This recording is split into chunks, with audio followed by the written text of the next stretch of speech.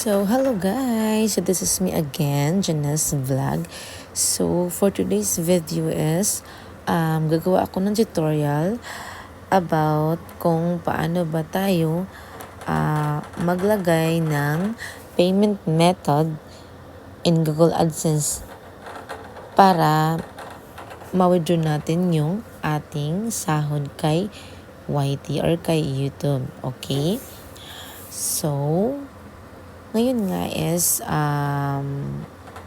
gagawa ako ng tutorial. So, sa hindi pa nakapag-subscribe dito sa aking YouTube channel, please mag-subscribe pa kayo at huwag din kalimutan i-click ang bell button para maging updated kayo sa mga pinopost ko na mga video dito sa aking YT.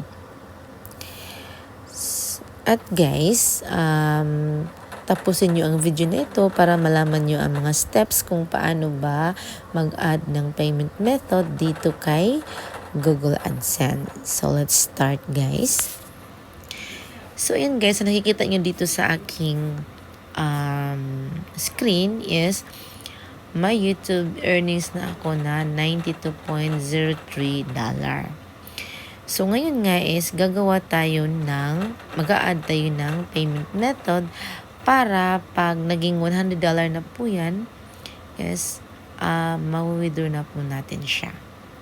So, ang gagawin natin guys is syempre, pupunta ka sa Google, tapos, ita-type nyo si Google AdSense login. So, pag nag-login na po kayo, is automatic po, ganito yung makikita nyo sa screen. So, click lang natin itong 3 lines. Tapos,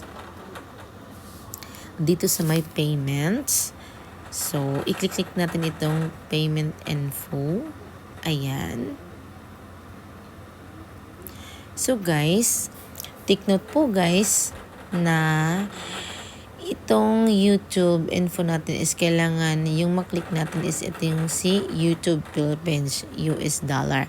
Kasi pag itong si AdSense po, ang i-click natin is zero balance po yan. Hindi po magre-reflect yung inyong earnings dito kay YT. So, dapat ang i-click nyo ay itong si Philippines US dollar. So, ayan guys. So, nakikita nyo is may earnings na ako sa paid monthly. If the total is at least $100 your payout threshold. So, ayan guys. Nakasaad dito is you've reached 92% of your payment threshold. Payment threshold is $100. So, kailangan mong paabuti ng $100 yung earnings mo bago mo siya ma-withdraw. Okay? So, ngayon is how you get paid. Okay? So, add a payment method to receive your earnings. So, kailangan talagang mag-add tayo ng ating payment method para ma-receive natin yung ating earnings dito kay YT. So, ang gagawin natin is i-click natin itong add payment method. So, ayan guys, may dalawang choices tayo dito. Add new wire transfer details or add new check details. So, ang pipili natin ay add new wire transfer details. So, ayan guys. So, may nakalagay dito na beneficiary ID optional. So, optional lang po yan. Pwede kayong hindi maglagay dyan. And the name on bank account. So, ilalagay ko dito yung aking bank account. Okay? So, wait lang natin guys. So, ayan guys. So, nakalagay dito is beneficiary ID. Optional lang po yan. So, name on bank account. So, ilalagay mo dito is yung name ng bank account mo. Ayan, ilalagay ko yung aking name dito.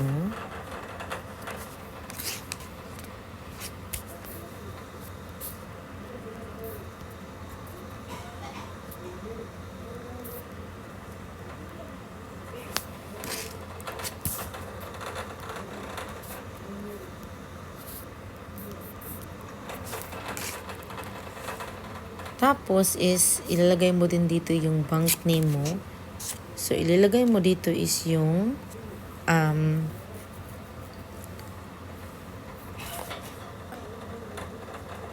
name ng bangko mo. So, ayan, BDO. So, Swift BIC. So, ayan guys. So, sa Swift BIC is papunta lang kayo ng Google. Tapos, isi-search nyo si Swift BIC code of BDO. Ayan, punta tayo kay Google.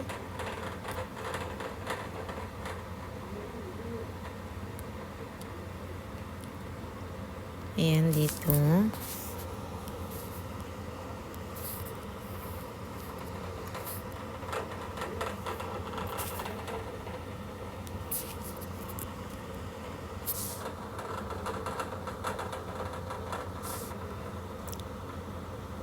So, ayan guys.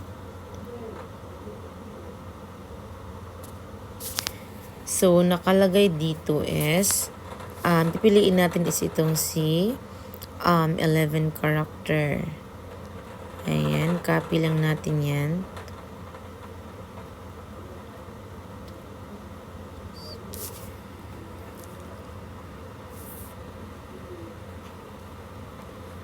Tapos, balik tayo dito kay AdSense.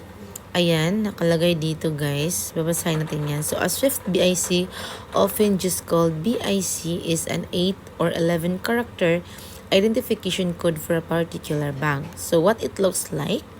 So, your bank Swift BIC may be printed at the top of your bank statements or contact your bank to get your code. So, what is for? So, banks use Swift BIC when they transfer money or send a message to another bank. Ayan guys. So, yung nakopy natin doon sa ating Google is ating ipipaste dito kay Swift BIC. Ayan.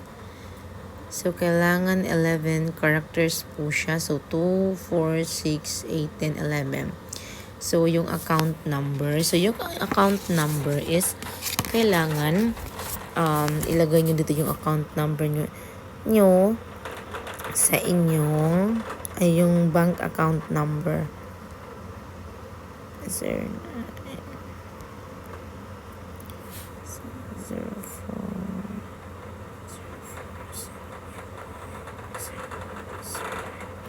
So, ayan. So, retype account number.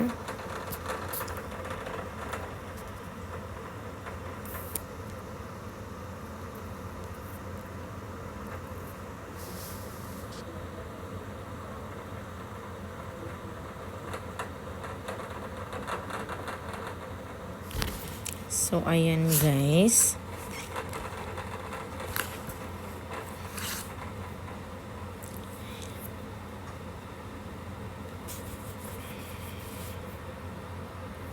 So, ayan guys. Pag natapos yun ng malagay yung inyong bank account name,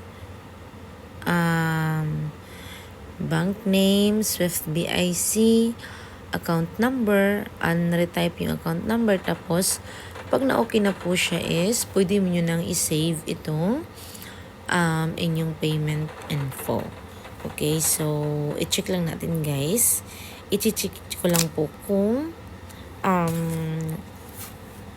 okay ba yung nilagay ko.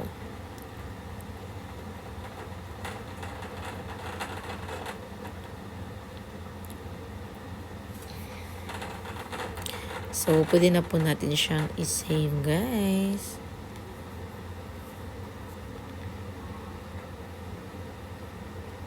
So, ayan guys. So, how you get paid. So, nakalagay na po dyan yung ating wire transfer to bank account. So, napakadali lang po talaga niyang gawin, guys.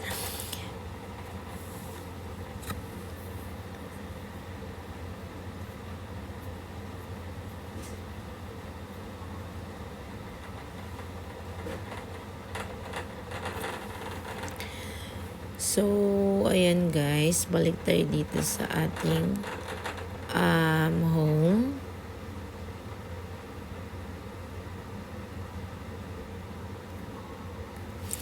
So, ayan guys, napakadali lang po niyang gawin. So, I hope na nakatulong itong video na ito sa inyo, guys. Okay? So, thank you for watching and God bless everyone.